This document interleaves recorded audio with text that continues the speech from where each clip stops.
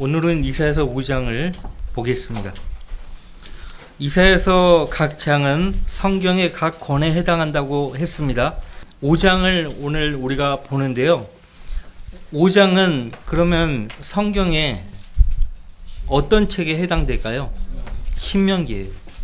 네, 신명기. 그래서 특히 우리 앞서 이사야서 3장은 성경의 세 번째 책인 레위기와 관련된다고 해서 레위기서 전체를 보는 것이 아니고 26장 말씀과 연결해서 보았듯이 오늘 5장은 신명기 29장과 32장과 연결해서 봐야 합니다. 자, 우선 5장 1절 말씀부터 7절까지의 말씀을 먼저 읽겠습니다. 이사야서 5장 1절 말씀부터 7절까지의 말씀을 제가 읽겠습니다. 이제 내가 나의 지극히 사랑하는 자에게 노래하리니 그의 포도원에 관하여 나의 사랑하는 자의 노래를 부르리라. 여기서 노래 부르는 나는 누구일까요? 선지자 이사야입니다. 선지자 이사야가 사랑하는 자는 누구일까요? 누구예요? 하나님이죠. 나의 지극히 사랑하는 자는 심히 기름진 산에 포도원을 가졌도다. 이 1절 이 표현이 어디서 많이 봤죠? 솔로몬의 노래, 그렇죠? 2절 그가 울타리를 두르며 거기서 돌을 주워내고 최상품 포도나무를 심으며 그 가운데 망대를 세우고 그 안에 포도즙 틀도 만들었도다. 개역 개정에는 포도즙 틀이 아니고 술 틀이라고 되어 있어요. 근데 이 똑같은 상황이 마태복음 몇 장에 나오는가 하니까 포도원 비유 몇 장에 나와요? 21장에 나오는데 거기에서는 포도즙 틀이라고 되어 있어요. 어디에서는 포도즙 틀이라고 해놓고 어디에서는 술 틀이라고 해놓고, 자, 포도즙 틀이도 만들었도다. 그가 포도가 열리기를 바랐더니 야생 포도가 열렸도다. 오 예루살렘 거민들과 유다 사람들아, 지금 내가 구하노니 나와 내 포도원 사이를 판단하라. 내가 내 포도원에 행했던 것 외에 무엇을 더 했어야 했느냐? 내가 포도 열리기를 바랐는데 야생 포도가 열림은 어쩐 일이냐? 주님은 하실 수 있는 모든 것을 최선을 다해서 했어요. 더 이상 할 일이 없어요.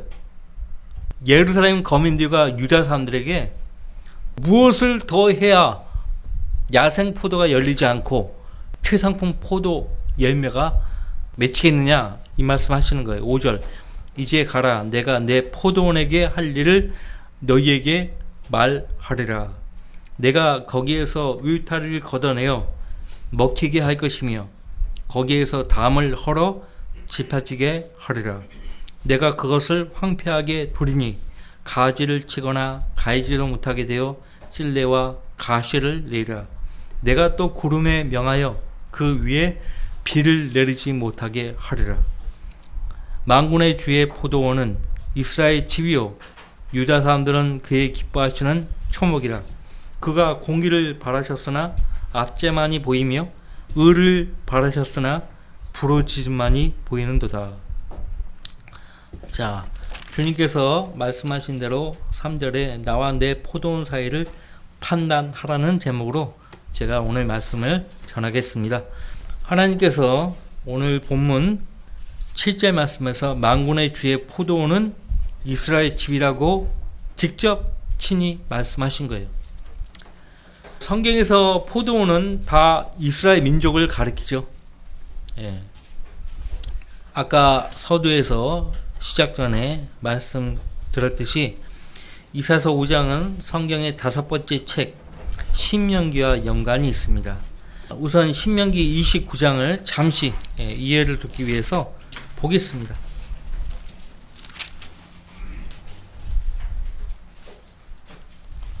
왜 하나님은 그의 종 선지자 이사야를 통해서 이스라엘 백성의 그 죄악을 계속 폭로하십니까? 왜 그들의 죄를 책망하십니까? 그들이 아직도 죄를 깨우치지 못하고 그 죄에서 떠나지 않기 때문에 그래요. 자, 신명기 29장 5절과 6절 말씀을 먼저 보겠습니다. 내가 광야에서 40년 동안 너희를 인도하였으나 너희의 옷이 너희에게서 낡아지지 않았고 내 신도 내 발에서 낡아지지 아니하였으며 너희가 빵도 먹지 않았으며 너희가 포도주나 독주도 마시지 않았으니 내가 주 너희 하나님인 것을 너희로 알게 하려는 것이니라. 자, 32장 가세요. 32장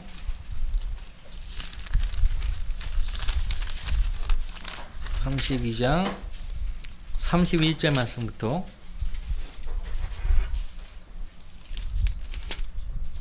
그들의 반석이 우리의 반석과 같지 않음을 우리의 원수들까지도 스스로 판단한도다. 그들의 포도나무는 소돔의 포도나무요 고모라의 들에서 나온 것이라.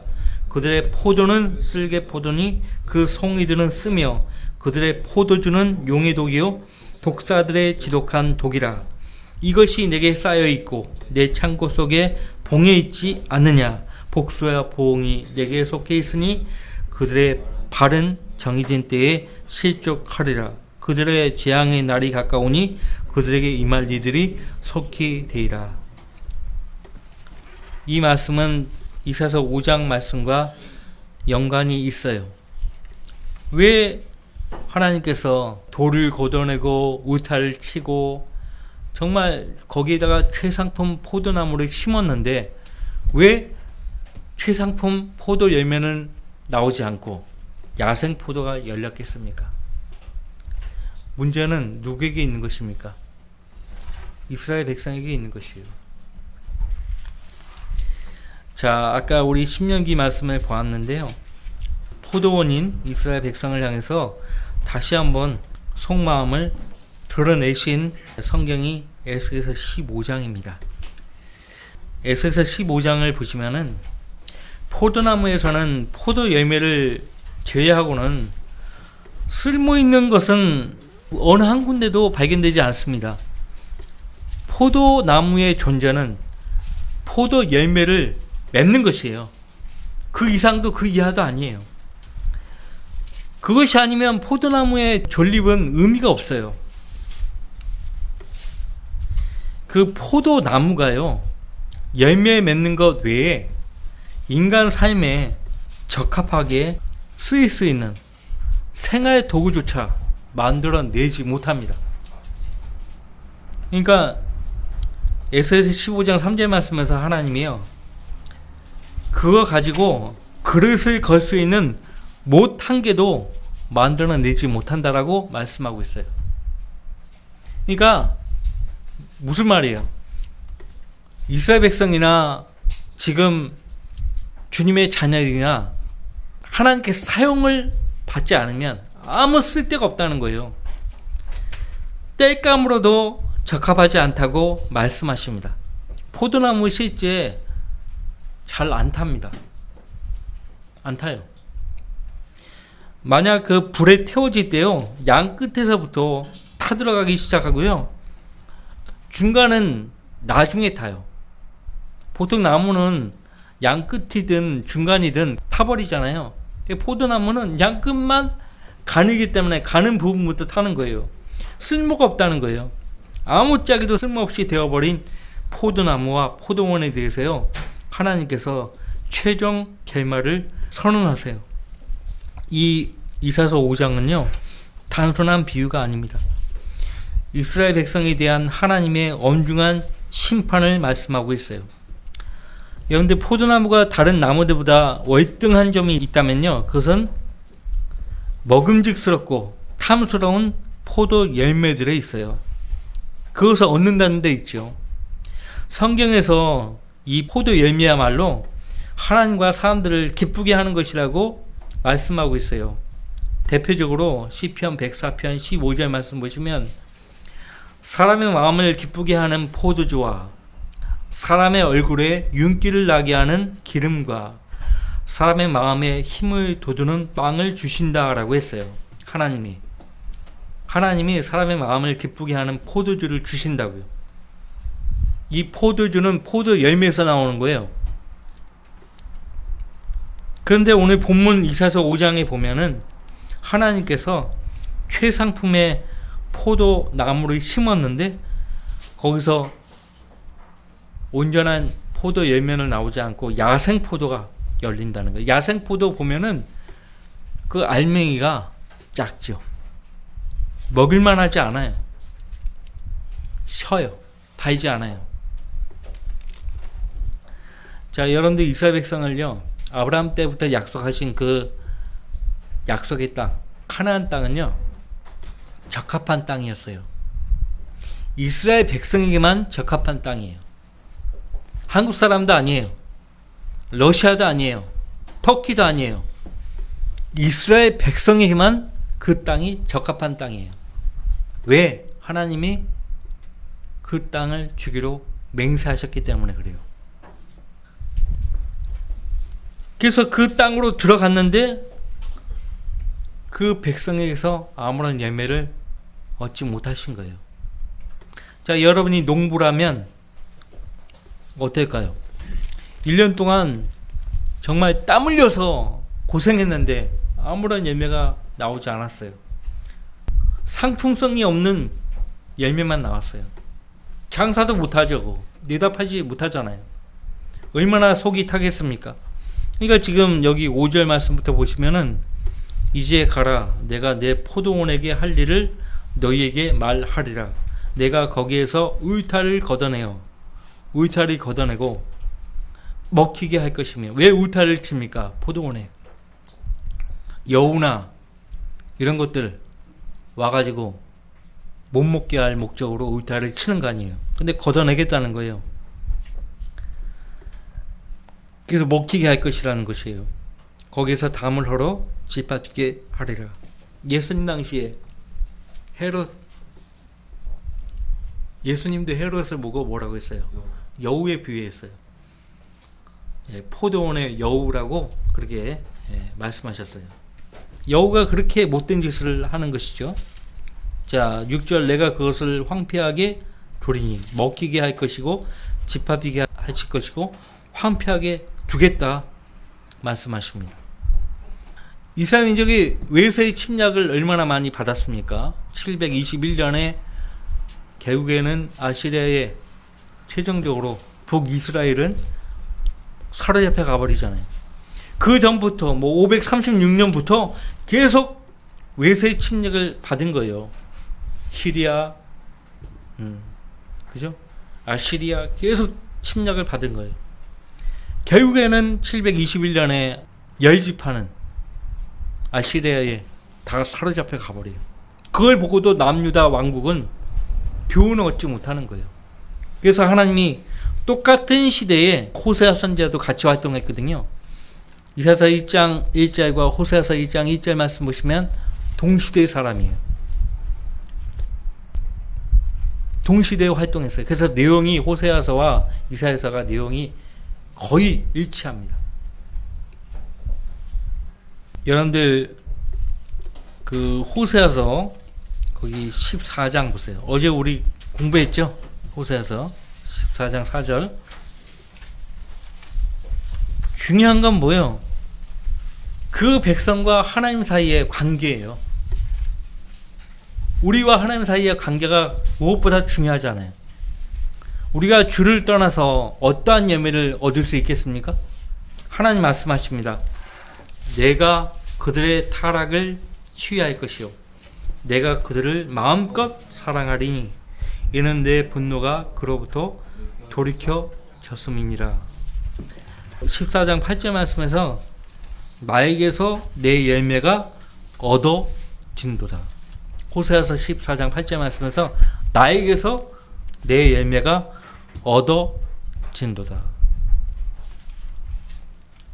주님과 올바른 관계 있지 않으면 어떠한 열매를 얻을 수 없다는 거죠. 너무나 당연한 거 아닙니까? 자, 이스라엘 백성을 있게 하신 분도 주님이십니다.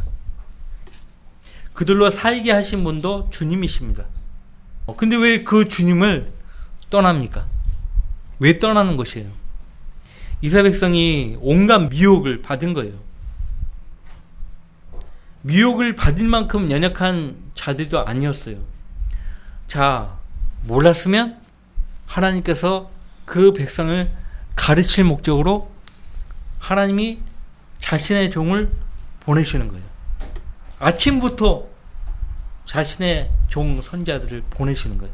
보내셔서 그들로 하여금 하나씩 일깨워 주시는 거예요. 우리가 처음부터 압니까?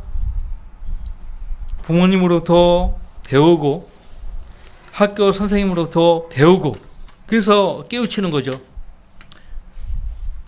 하나님도 자기 종 선자들을 통해서요, 그 백성이 온전히 깨닫기까지 계속해서 종들을 통해서 같은 말씀을 계속 반복하세요. 여러분들 선지서들을 보세요. 내용이 어떻던가요? 다 똑같아요. 같은 말을 계속 반복하고 있잖아요. 같은 말씀을 계속 반복해서 알게 해주시는 것이에요. 이것이 하나님의 인내죠. 하나님 자기 백성을 다루실 때 오래 참고 다루시는 거예요. 근데 하나님의 인내에 한계를 갖게 만든 거예요. 이스라엘 백성이. 진노케 하는 거예요. 진노케. 농부는 기대를 가지고 한 해 동안 농사를 지었는데 기대를 가지지 않고 농사를 짓는 농부가 없잖아요. 하나님도 그렇게 기대를 가지고 이스라엘 백성을 인도하신 거예요. 한 해 동안 지극정성으로 돌보고 가꾼 그 포도나무에 대해서 아무런 예매를 내지 못한 거예요. 농부가 어떤 마음을 갖겠습니까? 최적의 기름진 그 땅에 포도를 가꾸고 최상품의 포도나무를 심었더니 야생 포도가 열린 거예요. 어떻게 하겠어요? 내가 망쳤구나 한탄하지 않겠어요? 다 거두어다가 불에 태워버리고 다시 정리하는 거죠. 오늘 우리가 포도나무였던 이스라엘 백성이 왜 그토록 하나님 앞에서 열매를 맺지 못했는가? 그 이유를, 그 원인을 알아야 돼요. 이것을 아는 것은 매우 중요합니다. 자, 그 원인은 우리 그리스도인의 삶과 연관이 있어요. 우리 그리스도인의 삶도 열매 맺는 삶이 되어야 하잖아요. 요한복음 15장에서 예수님 말씀하십니다. 사실상 이 요한복음 15장은요, 1차적으로 당시 그 이스라엘 백성을 향해서 하시는 말씀이거든요. 나는 참 포도나무요 나의 아버지는 농부시라. 내 안에서 열매를 맺지 못하는 가지마다 그분께서 제거해 버리시고 열매를 맺는 가지마다 정결케 하시어 더 많은 열매를 맺게 하시느니라. 이 말씀을 듣고도 이스라엘 백성들은 여전히 깨우치지 못하는 거예요. 하나님께서 매 시대마다 자기 백성에게 자기 종들을 보내셨어요. 근데 그 주님의 종들을 대적하고 심지어는 죽이기까지 했죠. 예레미야 선지자를 보세요. 예레미야 선지자가 그 백성에게서 어떤 대우를 받았습니까? 선지자 이사야도 마찬가지입니다. 잠시 아까 말씀드렸던 마태복음 21장을 보십시오. 포도원의 비유입니다. 이렇게 직접적으로 말씀을 하셨는데도 불구하고 깨우치지 못하는 거예요. 얼마나 답답합니까? 자, 33절 말씀부터 보시면은 마태복음 21장 또 다른 비유를 들으라. 어떤 집주인이 있었는데 그가 포도원을 만들어서 그 주위에 울타리를 두르고 거기에 집자는 틀을 파고 망대를 세워 그것을 농부들에게 새로 주고 먼 나라로 떠났느니라. 그 후 결실의 때가 가까워지자 그가 소출을 받아 오라고 자기 종들을 그 농부들에게 보냈더니 농부들이 그 종들을 붙잡아 한 명은 때리고 또 한 명은 죽이고 다른 한 명은 돌로 쳤느니라. 다시 그가 다른 종들을 처음보다 더 많이 보냈더니 그들이 그 종들에게도 그와 같이 행하였느니라. 그래서 마침내 그가 자기 아들을 그들에게 보내며 말하기를 그들이 내 아들은 존중하리라고 하였느니라. 그러나 그 농부들이 그 아들을 보고 상의하기를 이 사람은 상속자니 자 그를 죽이자 그리고 그의 유산을 차지하자고 하며 그들이 그를 붙잡아 포도원 밖에 내어 던져 죽였느니라. 여기 자기 아들이 누구예요? 이 포도원 주인은 누구예요? 하나님. 그의 아들 예수 그리스도시죠. 그 전에 자기 종들을 계속 보냈어요. 근데 다 돌로 쳐 죽이고 다 그렇게 대우한 거예요. 선자들을 그렇게 대했다는 것은 그들을 통해서 말씀하신 하나님 말씀에 귀를 기울이지 않겠다는 거 아닙니까? 그것이 가장 큰 원인이에요. 배교의 원인이에요. 배교는 하나님 백성이 하나님 말씀으로부터 그들의 귀를 돌리는 데서 시작돼요. 말씀을 듣지 않는 데서 배교가 시작돼요. 여러분이 하나님 말씀을 멀리하면 여러분 믿음은 느슨해지고 죄와 더 가까워지며 타락하게 되는 거예요. 하나님으로부터 멀어지는 거예요. 백슬라이딩. 멀어질 뿐만 아니라 넘어지는 거예요. 그냥 양이 웅덩이에 빠지잖아요. 그러면 스스로 일어나지 못해요. 목자가 늦게 발견하면 그 양은 그 상태로 죽어요. 예. 깊은 웅덩이에 빠지면요, 그 양은 스스로 일어나지 못해요. 그래서 목자의 도움이 필요한 거예요. 하나님 말씀하세요. 계속해서 죄를 지은 그 백성을 향해서요, 그 죄에서 돌이키라고, 회개하라고, 그렇게 계속해서 말씀하세요. 계속해서. 하나님이 참 오래 참으신 분이에요. 4,000년이 뭐예요? 지금도 그 백성을 향해서 오래 참고 계세요. 내 안에 거하라. 그러면 나도 너희 안에 거하리라. 가지가 포도나무에 붙어있지 아니하면 스스로 열매를 맺을 수 없듯이 너희도 내 안에 거하지 아니하면 역시 그렇게 되리라. 너희도 내 안에 거하지 아니하면 역시 그렇게 되리라. 이렇게 말씀하고 있음에도 불구하고 그 예수님을 자신의 구주로 영접하지 않는 거예요. 우린 영접했죠? 자, 영접한 그대로 예수님을 구주로 믿은 그대로 행하고 있어야 됩니다. 나는 포도나무요 너희는 그 가지들이라. 그가 내 안에 내가 그 안에 거하면 그 사람은 많은 열매를 맺느니라. 이 말씀은 우리가 수도 없이 읽고 보았고 들었습니다. 이는 나를 떠나서는 너희가 아무것도 할 수 없기 때문이라. 그래서 호세아서 14장 8절 말씀에서 나에게서 내 열매가 너희 열매가 얻어진도다라고 말씀하신 거예요. 아주 누구나 부인할 수 없도록 단도직입적으로 너희는 나에게서만 열매를 얻는 거야. 다시 말하면 너희는 나를 떠나서는 열매를 얻을 수 없어. 호세아 선지자를 통해서 말씀하셨지만은 귀를 기울이지 않는 거예요. 그래서 그 말씀이신 하나님이 몸을 입고 내려와서 또 말씀하시는 거예요. 너희도 내 안에 거하지 아니하면 내 안에 거하라 이거예요. 단도직입적으로 너희는 내 안에 거하라. 너희가 내 안에 거하지 아니하면 역시 그렇게 되리라. 열매 맺지 못한다는 거예요. 이는 나를 떠나서는 너희가 아무것도 할 수 없기 때문이라. 내 안에 거하지 아니하는 사람은 가지처럼 버려져 말라 버리느니라. 포도나무가 뿌리째 뽑히면 어떻게 될까요? 말라져 버리는 거예요. 말라 비틀어진 그 포도나무는 땔감으로 적합하지 않아요.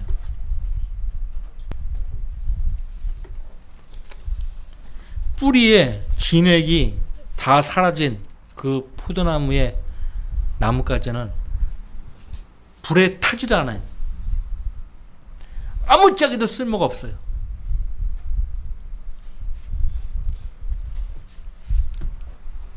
여기 불 속에 던질 것이요 그것은 타버릴 것이라는 얘기는 영원히 형벌을 받을 것이라는 얘기예요. 여러분들, 불 속에 던져진 저주받은 혼들은요, 그 존재 자체가 사라지지 않습니다. 사라지지 않은 채 계속 타는 거예요. 계속 고통받는 거예요. 타버릴 것이라고 하니까 아예 그냥 타서 없어진다고 생각하는데 아니에요. 버려진 포도나무는 재로 남지 않아요. 그 상태 그대로 불타는 거예요. 고통받는 거예요. 버려진 죄인들의 혼들은 그 상태 그대로 존재 자체가 사라지는 거 아니에요. 고통받는 거예요. 하나님께서 그 백성을 지옥에 보내시려고 부르신 거 아니잖아요. 물론 우리는 그리스도 안에 들어와서 영원한 생명 얻은 거예요. 우리가 죄를 지어도 우리는 그 죄 때문에 지옥에 가지 않아요. 왜? 예수님이 우리 대신에 죽으셨고 우리 대신에 죄값을 치러 주셨기 때문에 그래요. 그러니까 우리는 하나님 외에 두려울 존재가 없어요. 대상이 없어요. 자, 이스라엘 백성의 원인, 여기서 찾아야 돼요. 그들은 하나님의 음성에 경청하지도 않았고 복종하지도 않았어요. 이것을 원하지 않은 거예요. 하나님 말씀 경청하는 것을 원하지 않았고 복종하는 것을 원하지 않았습니다. 오후 예배 때 솔로몬에 대해서 공부할 텐데요. 자, 솔로몬이 하나님께 기도하죠.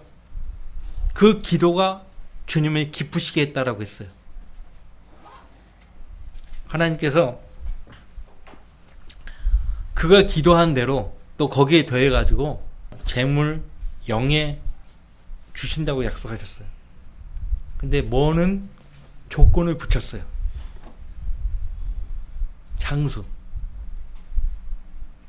장수에 대해서는 조건을 붙이셨어요. 그런데 잠깐 오후 예배 때도 살펴볼 것이지만 열왕기상 3장을 보세요. 이것이 역대기하 1장에는 없어요. 열왕기상 3장이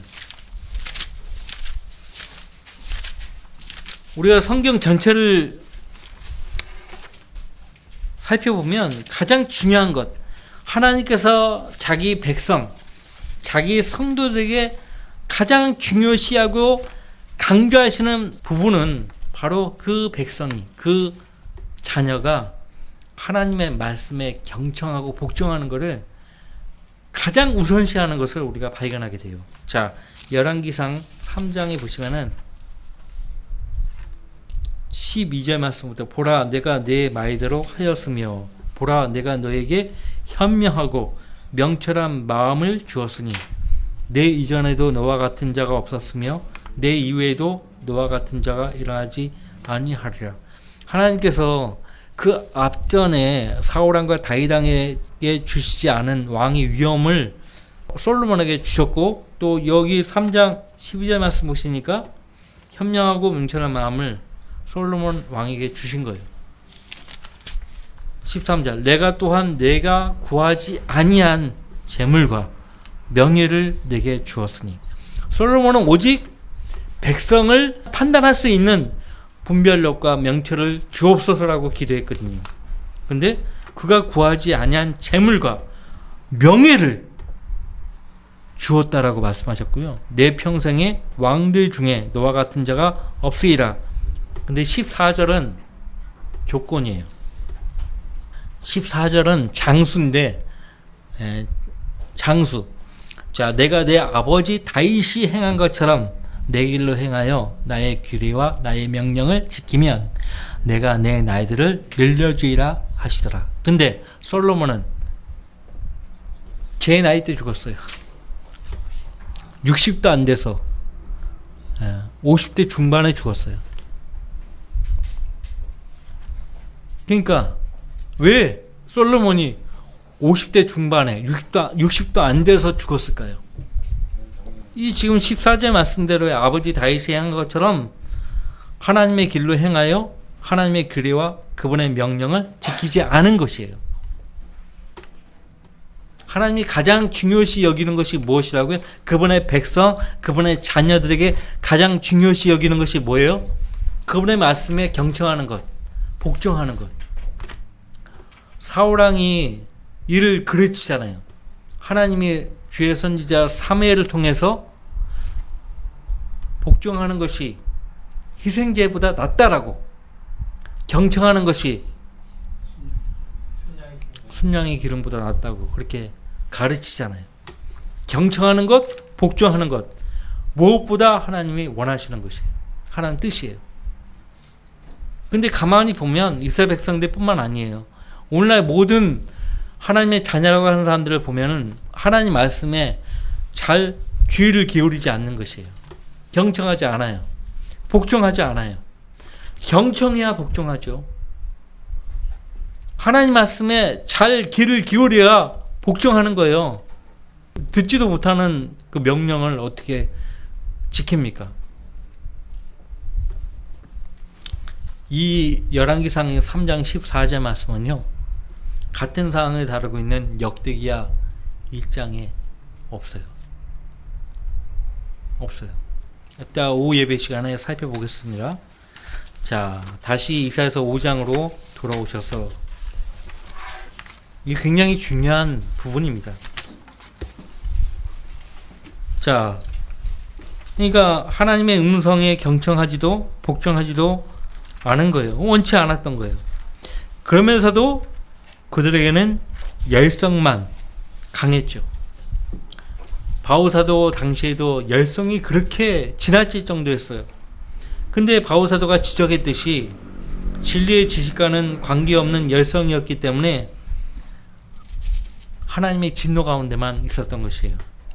그래서 그들은 실패했고요. 결국 하나님의 기대를 저버린 거예요. 하지만 우리가 기억해야 할 것은 바울사도가 로마서 11장 2절 말씀에서 말했듯 하나님께서 미리 하신 자기 백성을 버리지 아니하셨다는 것이에요. 이스라엘 민족은 하나님과의 관계를 회복하기 위해서 그들의 죄를 먼저 철저하게 깨달아야 하고 회개해야 하는 것입니다. 그럴 목적으로 대환란이라는 고난의 때가 그들을 위해서 예비되어 있는 것이에요. 호세아서 14장 4절 말씀을 아까 봤는데, 내가 그들의 타락을 치유할 것이요. 언제? 대환란을 통해서. 내가 그들을 마음껏 사랑하리니 이는 내 분노가 그로부터 돌이켜졌습니다.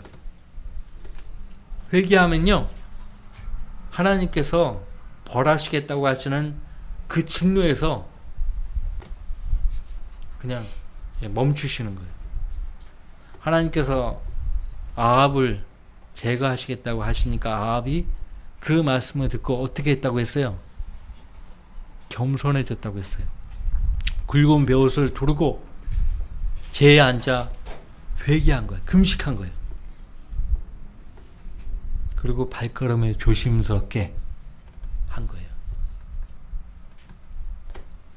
이게 사람이에요. 사람이 꼭 위기에 닥쳐야 그때 정신을 차리면 곤란해요. 위기에 닥치기 전에 정신을 차려야 되는 거예요. 하나님 명령에 경청해야죠. 복종해야죠. 그럼 조심하게 되죠. 경청하기를 게으리하고 하니까 복종을 안 하는 거예요. 이것이 우리들의 문제죠. 이것이 우리들의 문제예요. 자, 오늘 이사야서 5장을 봤는데요. 거기 이후의 말씀들도 우리가 잠깐 살펴봅시다. 자, 이 결과예요. 7절 말씀, 만군의 주의 포도원은 이스라엘 집이요 유다 사람들은 그의 기뻐하시는 초목이라. 그가 공의를 바라셨으나, 그 백성으로부터 공의를 바라셨으나 압제만이 보이며 의를 바라셨으나 부르짖음만이 보이는도다. 누가 압제하고 누가 부르짖는 거예요. 힘 있는 자가 힘 없는 자를 압제하는 거예요. 지배하는 거예요. 하나님께서 자기 백성이 누군가로부터 압제당하고 지배당하는 것을 가장 싫어해요.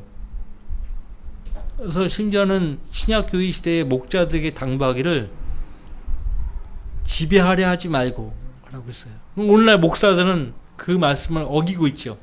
지배하는 거예요, 지금도. 자, 8절. 6가지 화에 대해서 하나님이 그의 종을 통해서 말씀하십니다. 집에 집을 붙이며 들에 들을 이어서 거할 곳이 없게 하여 땅 가운데 홀로 있으려 하는 자들에게 화로다. 오늘날 대도시들에 대해서 경고하는 말씀이에요. 대도시들 보면은 아파트 보세요.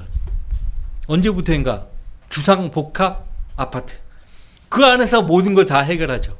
쇼핑, 병원 다 해결하는 거예요. 어디 뭐 나갈 필요도 없어. 자, 집에 집에 붙이며 들에 들을 이어서 거할 곳이 없게 하여 땅 가운데 홀로 있으려 하는 자들에게 화로다. 홀로 있으려 하는 자들. 자, 이렇게 살려면 누군가를 압제해야 돼요. 빼앗아야 돼요. 가난한 사람들에게 그 거주하는 그 땅을 저렴한 가격으로 땅을 빼앗아 가지고 아방구 같은 건물을 짓는 거죠. 이런 사람들에게 화로다. 그러면 이 말씀에 따르면 오늘날 대도시에 사는 거의 대부분의 사람들은 진노를 받는 거예요. 그럼 언제 이 화가 그들에게 언제 임할까요? 대환란 때요. 계시록에 보면은 잘 나오잖아요. 민족들을 심판하시는 그 장면을 보면 잘 나오잖아요.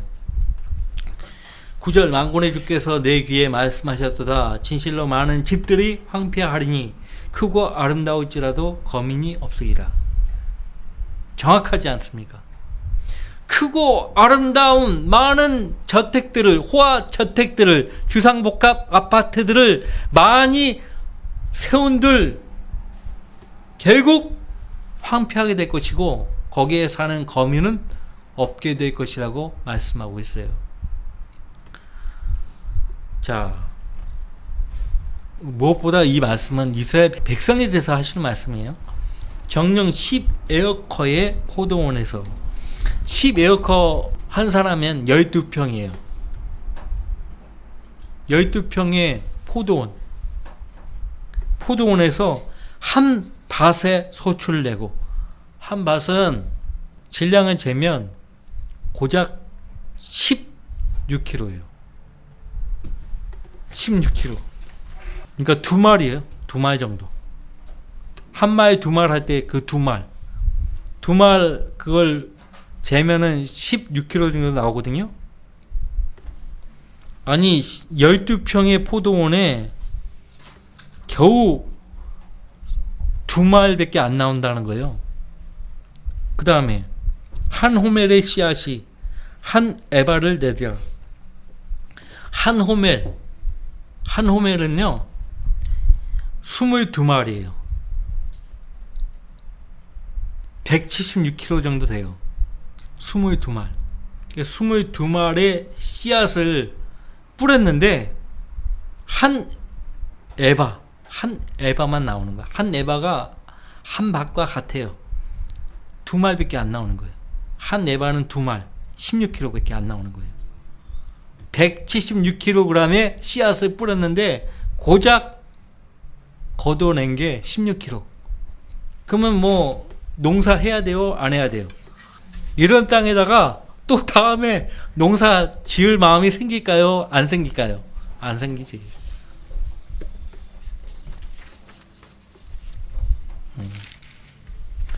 안 생겨요. 두 번째 화입니다. 11절. 아침에 일찍 일어나 독주를 따라가며 밤 늦도록 계속해서 포도주에 취해 있는 자들에게 화로다. 오늘날 도시민들에게 하는 말씀이에요. 근데 이러한 현상이 당시 이사야 선지자 때에 이스라엘 백성에게서 보였다는 거죠. 근데 그때 이스라엘 백성들도 그랬는데 오늘날 현대인들은 아침까지 밤늦도록 술에 취해 사는 거예요. 근데 언제 화를 얻는 것인가? 대환란 때예요. 그들의 축제에는 하프와 비올과 북과 관악기와 포도주가 있으면서도 그들은 주의 일을 개의치 않으며 그의 손으로 하신 일을 생각하지 않도다. 번성하면 뭐 할 거예요? 주님이 함께하지 않는데, 하나님이 떠난 그 땅, 그 약속의 땅, 하나님이 계시지 않은 그 땅은 아무런 의미가 없어요. 아무 의미가 없어요. 그것을 그 백성이 알았어야 했어요. 주님이 우리에게서 떠나시면 우리는 아무것도 아니다 이거예요. 근데 실제 그들의 역사를 통해서 그것을 입증해 주셨어요. 입증해 보였어요. 그들에게서 떠난 하나님. 자기들 가운데 하나님이 계시지 않은 그 민족, 아무런 의미가 없다는 것을 이스라엘 역사를 통해서 보여주신 거예요. 구약 4,000년, 신약 2,000년이 지금 훨씬 지났죠. 합하면 6,000년 이상이 하나님이 없는 그 백성, 그 역사를 우리가 보게 되는 거예요. 물론 이스라엘 백성이 유랑하기 시작한 것은, 자기 땅을 떠나 유랑하기 시작한 때는 2,000년이에요. 그리고 신약 2,000년까지 포함하면 거의 4,000년이 넘죠. 4,000년이 넘을 동안에도 정신을 못 차리고 있어요. 하나님이 이제 확실하게 아무도 부인하지 못하도록 대환란을 통해서 깨우쳐 주시는 거예요. 대환란을 통해서. 아까도 얘기했죠. 꼭 위기에 닥쳐야 정신을 차려야 하겠냐고요. 위기에 닥쳐야 정신을 차려야 하겠냐고요. 자, 두 번째 화까지 언급했죠. 왜 그 백성이 이 모양 이 꼴이 되었는가? 13절에 하나님이 정확하게 말씀하세요. 그러므로 내 백성이 지식이 없음을 인하여 사로잡혀 갔으며 그들의 존귀한 자들은 굶주렸고 그들의 무리는 갈증으로 목말랐으므로 지옥은 스스로를 확장하였고 한없이 입을 벌렸으니 그들의 영광과 그들의 많은 무리와 그들의 허영과 기뻐하는 자가 그곳으로 내려가리라. 하나님이 자기 백성을 이렇게 지옥에 넣기 위해서 인도하셨냐고요. 하나님 뜻이 아니에요. 20절 세 번째 화입니다. 악을 선하다 하고 선을 악하다 하는 자들과 빛 대신 어두움을 어두움 대신에 빛에 두며 단 것 대신에 쓴 것을 쓴 것 대신에 단 것을 두는 자들에게 화루다. 한마디로 분별력을 잃어버린 거예요. 분별력. 분별력이 어디에서 오는 거예요? 잠언에 말씀하고 있잖아요. 하나님의 지혜에서 오는 거예요. 그분의 지식의 말씀에서 오는 것입니다. 명철이 없으면 분별력도 없어요. 자, 네 번째 화. 자기 자신의 눈에 현명하다 하고 21절 자기 자신이 보기에 총명하다 하는 자들에게 화르다. 모든 것은 하나님 말씀으로 판단해야 돼요. 근데 하나님 말씀을 던져버리니까 항상 판단의 기준이 자기 자신이 되는 거예요. 근데 인간의 기준은 항상 옳지 않아요. 항상 변동이 있죠. 그렇죠? 헌법을 해석하는 재판장도 판사들도 시대에 따라 다 달라요. 같은 헌법을 놓고서도 판단을 다 다르게 한다고요. 자, 22절 포도주를 마시기에 용맹스럽고 독주를 혼합하는 데 힘있는 사람들에게 화 있으리니. 폭탄주. 성경에서 다 말하고 있다니까요. 아, 술 마시지 말라는 말씀이 어디 있느냐? 아니요. 쳐다보지도 말라고. 성경에 다 있어요. 23절 그들은 뇌물로 인하여 악인을 의롭게 만들며 의인에게서 그의 의를 빼앗아 버린도다. 어떻게 생각하세요? 하나님은 성경에요. 다 말씀하시는 거예요. 인간은 하나님 말씀을 피할 수가 없어요. 지금도 요리조리 다 귀를 틀어막고 안 들으려고 하죠. 근데 결과적으로 궁극적으로 모든 사람들은 자신들이 거역한 그 말씀 앞에 서게 돼 있어요. 심판받아요. 예수님이 요한복음 12장 48절 말씀에서 뭐라고 말씀하셨어요? 요한복음 12장 48절 보십시다.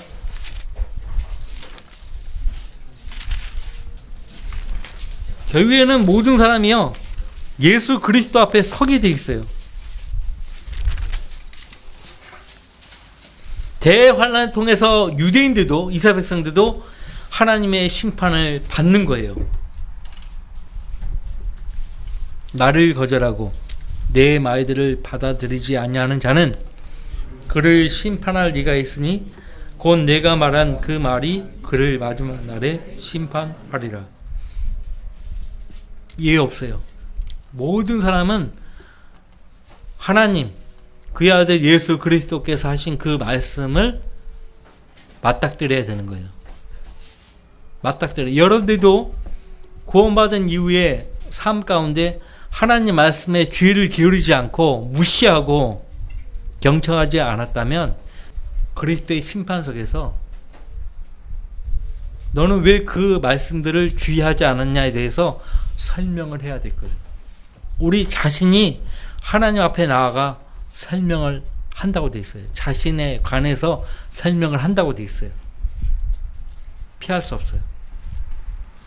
이스라엘 백성들은 지금껏 하나님 말씀에 경청하지 않았고 복종하려 하지 않았기 때문에 그 죄로 인해서 결과적으로 대환란을 갖는 거예요. 우리는 예입니다. 우리는 대환란이 아니에요. 우리는 어디에 서는 거예요? 그리스도의 심판석 앞에 나아가는 거예요. 오늘 우리가 그렇게 사랑하는 우리 주님을 만난다면 우리는 곧이어서 공중에서 심판을 받는 거예요.